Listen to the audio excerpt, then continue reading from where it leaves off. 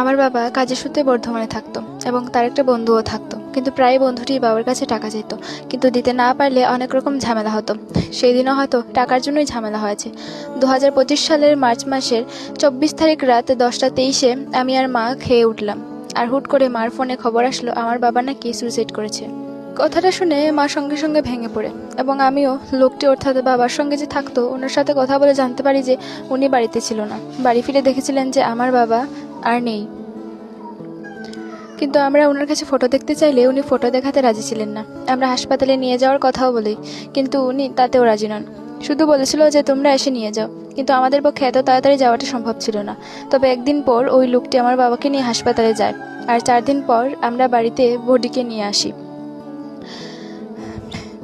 সেই সময়টাতে কাউকে পাশে পাইনি, তখন কেউ একবার ঘুরেও দেখেনি আমরা বেঁচে আছি নাকি মরে গেছি। জীবনে আর কিছু চাই না, শুধু চাই আমার বাবাকে যারা কষ্ট দিয়েছে তাদের শাস্তি দিতে।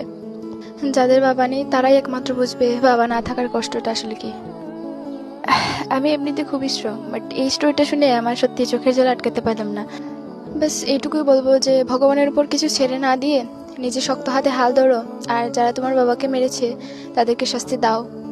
নিজের হাতে অস্ত্র তুলো আর ওদেরকে ধ্বংস করে দাও।